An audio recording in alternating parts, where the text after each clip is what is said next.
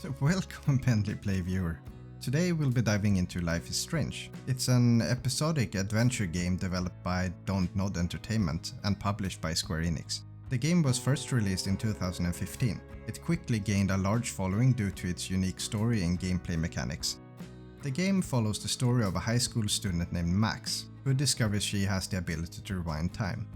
Players must navigate through the game world, interact with various characters and make choices that affect the outcome of the game's story. Throughout the game, players must solve puzzles and make decisions that impact the game's storyline. The game also deals with themes such as social issues and the consequences of one's actions. The start of the game begins with Max standing in a forest surrounded by a storm. Our objective is to move Max towards the lighthouse. When we reach the top, Max wakes up and we'll find ourselves in a classroom where our teacher is giving a lecture. While the teacher speaks, we can look around and examine various objects on our desk. To continue the story, we need to take a selfie with our camera, which our teacher will notice and then ask us a question. We can choose any answer as there is no right or wrong. Eventually, the teacher will dismiss the class and we can explore the room and interact with more objects, including the writing on the desk in the center of the room. Our main objective is to speak with our teacher. When we're ready, Max will leave the class. Max will then turn on some music as she walks through the halls of the school. There are several dialogues here, but our main goal is to get to the girls' bathroom. When we've gone inside the bathroom, the first step to continue is to activate the tap. When we've done so, Max will notice a butterfly and we'll need to take a photo of it. Things then take a very dramatic turn and a man suddenly bursts into the room, followed by a woman. The situation quickly escalates and before we know it, a gun is fired. The woman will fall to the floor, bleeding from her stomach. This event will awaken Max's powers and the time will rewind for the first time. We now find ourselves back in the classroom from earlier. This time though, Max will be in a state of panic and accidentally break her camera. We can use Max's power to rewind time again until the camera is fixed. We then take the selfie again. When our classmate Victoria speaks up, we learn some information that we can use and decide to rewind again.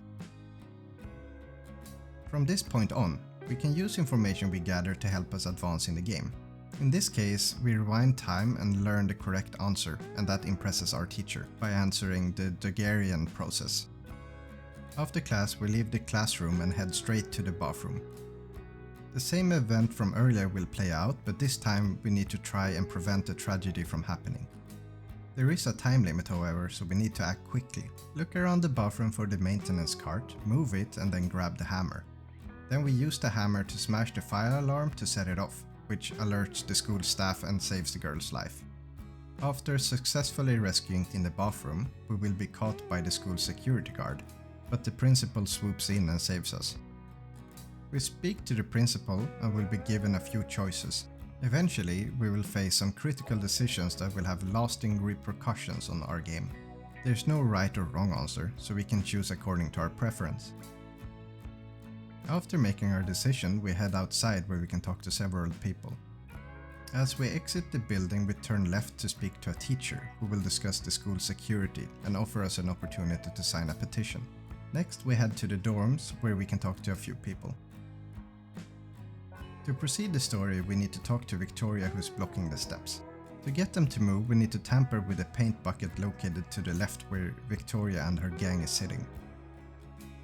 Then we need to run down the path and enter the maintenance room to turn on the sprinklers to make the girls stand up and then have the paint fall on them.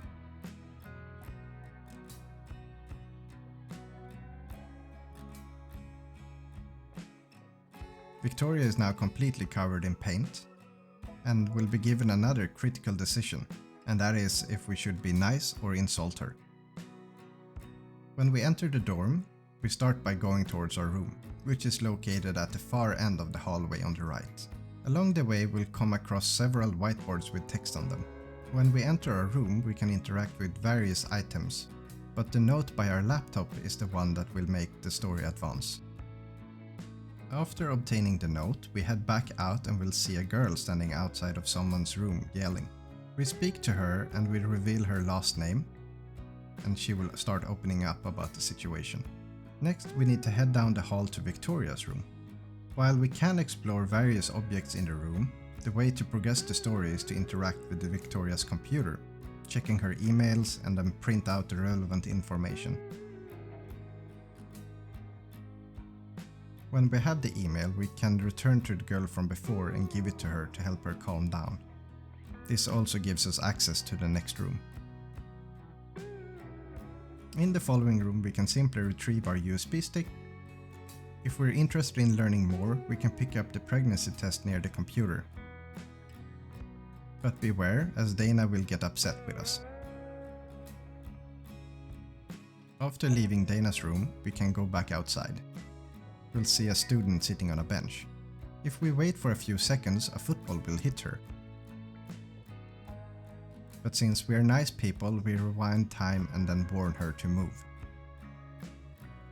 The problem is the football hits a window instead, breaking it.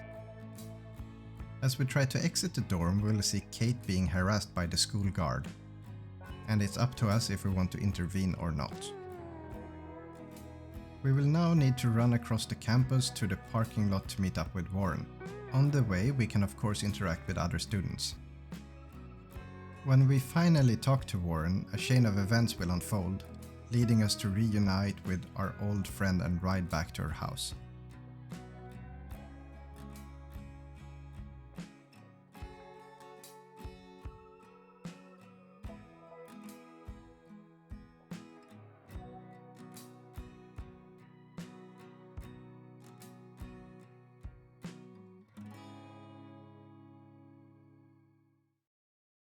When we arrive at Chloe's house, we head to her room and we can explore various objects and items. When we're ready to proceed, we open a box under Chloe's bed and grab a CD, which prompts Chloe to ask us to put it on. Since our camera is broken, Chloe suggests we find some tools around her house to fix our camera. In the garage there are several points of interest. On top of the cupboards there are some files revealing that Chloe's father has been stalking Kate.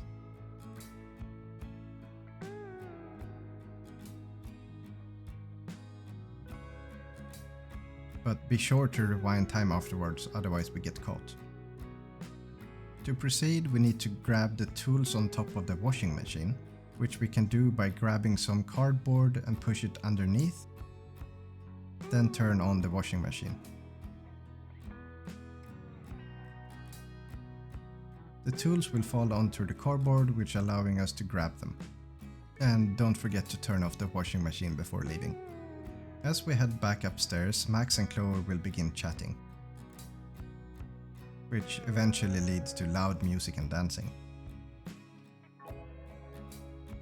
Unfortunately, Chloe's father arrives home, prompting her to insist that we hide.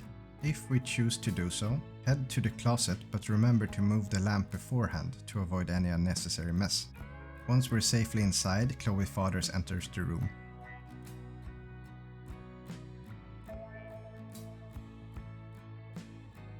Another significant decision needs to be made, so we need to take our time and carefully consider our options. Regardless of what choice we make, we will eventually go for a drive with Chloe, heading to the same spot as the beginning of the game.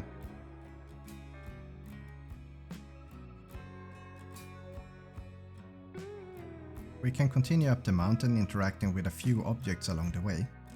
Once we reach the top, we can stand behind the bench where Chloe is sitting. After Chloe and Max have had a heart-to-heart discussion about today's event, Max is suddenly thrown into another flashback. As we climb the mountain, obstacles start to fall, requiring us to use our rewind ability to get past them. When we finally reach the top, we read the newspaper and discover that the events we're experiencing is only a few days away. This realization brings us back to reality and leads to the final scene with Chloe, concluding the first episode of this game, Chrysalis. Thank you for joining me on this Let's Explore Life is Strange, episode 1.